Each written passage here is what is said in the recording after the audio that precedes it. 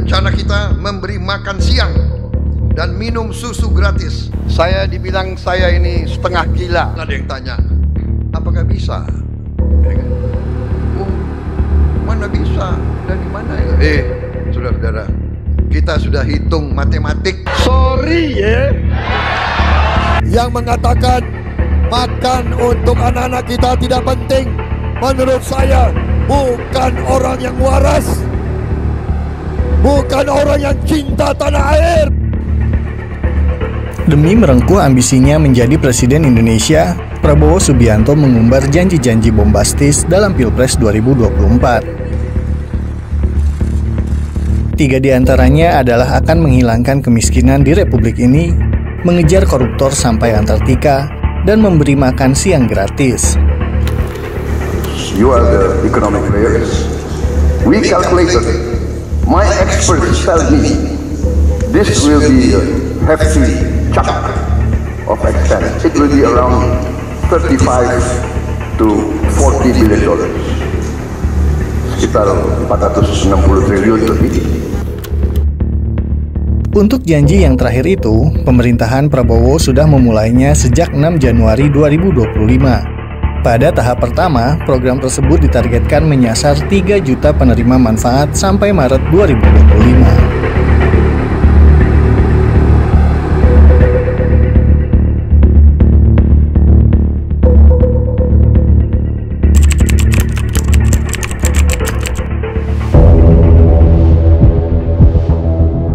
Untuk menjalankan program makan siang gratis, anggaran yang dibutuhkan terbilang jumbo. Totalnya mencapai 460 triliun lebih.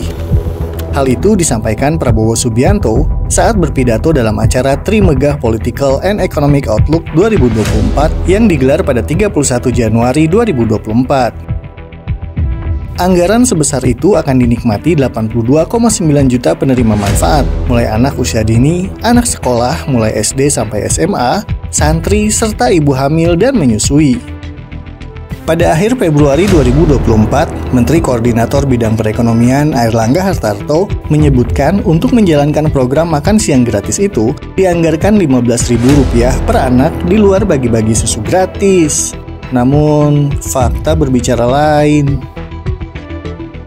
Indeks per anak, per ibu hamil itu Rp10.000 per hari, kurang lebih. Kita ingin 15.000, tapi kondisi anggaran mungkin 10.000 kita hitung untuk daerah-daerah itu cukup bermutu dan bergizi. Saat berbicara dalam acara Trimegah Political and Economic Outlook 2024, Prabowo mengatakan anggaran 460 triliun untuk makan gratis bagiannya akan diambil dari anggaran pendidikan dan bantuan sosial. Menurutnya, pemerintah mengeluarkan uang 600 triliun untuk anggaran pendidikan dan 500 triliun untuk bantuan sosial. Prabowo berdalih makan gratis adalah bagian dari pendidikan dan bantuan sosial juga. Padahal pada 20 Desember 2023, anggota Dewan Pengarah Tim Kampanye Nasional Prabowo Gibran, Hasim Joyo Hadikusumo, mengatakan kalau dana program makan gratis tidak akan mengambil dari anggaran bantuan sosial. Menurut Hasim, untuk memberi makan gratis kepada 82,9 juta orang, pemerintahan Prabowo akan menggelontorkan duit sebesar Rp450 triliun per tahun. Tapi, lagi-lagi fakta berbicara lain. Dan untuk tahun pertama pemerintahan beliau, tahun 2025 telah disepakati alokasi sekitar 71 triliun di dalam RAPBN 2025.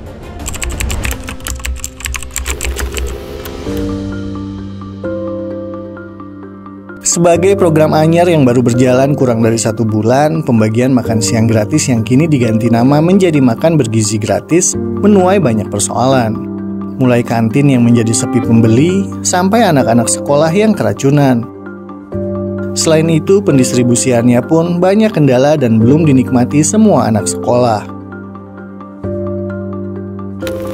Kepala Komunikasi Kepresidenan Hasan Nasbi mengatakan pembagian makan bergizi gratis akan dilaksanakan secara bertahap.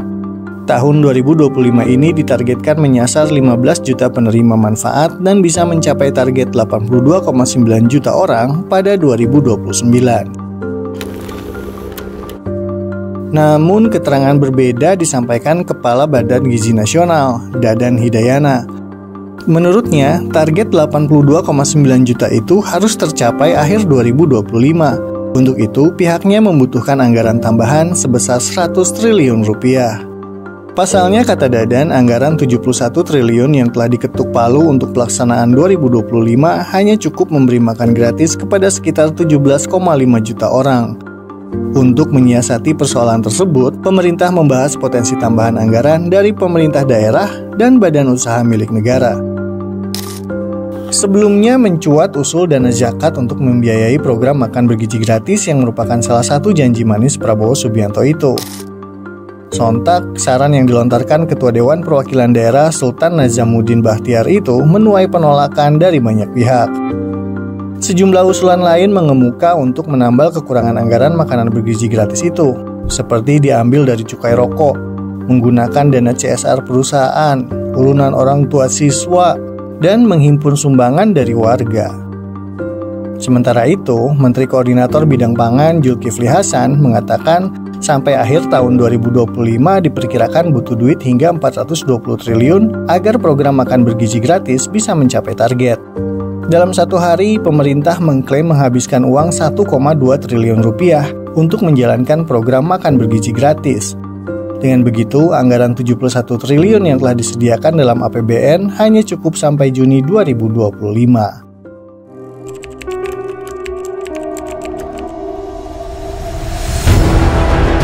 Di luar setumpuk persoalan di balik pelaksanaan program makan bergizi gratis, ada fakta pahit yang hingga saat ini masih membelit dunia pendidikan. Satu di antaranya adalah defisit jumlah guru.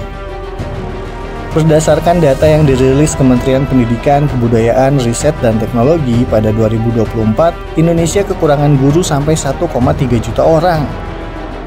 Selain banyak guru yang pensiun, generasi mudanya pun kurang tertarik untuk menjadi tenaga pengajar. Di luar itu, pada Mei 2024, Institute for Demographic and Property Studies dan Great Indonesia Dompet Duafa merilis hasil survei terkait penghasilan guru honorer. Hasilnya, sebanyak 74% responden mengaku digaji kurang dari 2 juta rupiah per bulan, dan 20,5% diantaranya di bawah 500 ribu. Untuk bisa menutupi kebutuhan hidup, para guru honorer melakukan pekerjaan sampingan, seperti mengajar privat, dagang, bertani, menjadi buruh, hingga menjadi kreator konten atau pengemudi ojek daring. Kenyataan lain yang tak kalah pahit adalah soal kondisi ruang kelas. Berdasarkan data Badan Pusat Statistik, pada tahun ajaran 2021-2022, ada 60,6% ruang kelas sekolah dasar di Indonesia yang kondisinya rusak ringan atau sedang. Sedangkan di jenjang SMP, ruang kelas yang mengalami rusak ringan atau sedang sebesar 53,3%. Lalu di SMA ada 45,03% dan SMK 45,23%. Tahun ini pemerintahan Prabowo Subianto berencana merehabilitasi ruang-ruang kelas yang rusak. Namun nominalnya jauh berbeda dengan alokasi untuk makan bergizi gratis, yakni hanya 17,15 triliun untuk merenovasi 10.440 sekolah negeri dan swasta. Sekolah adalah pusat pembangunan nasional, saudara-saudara sekalian. Sekolah di tiap desa, sekolah di tiap kecamatan, sekolah di setiap kabupaten, inilah pusat pembangunan nasional, saudara-saudara sekalian. Karena itu sekolah harus bagus, sekolah harus bagus, harus bersih, harus baik. Tidak boleh ada sekolah yang atapnya runtuh, tidak boleh ada sekolah yang tidak ada WC untuk anak-anaknya.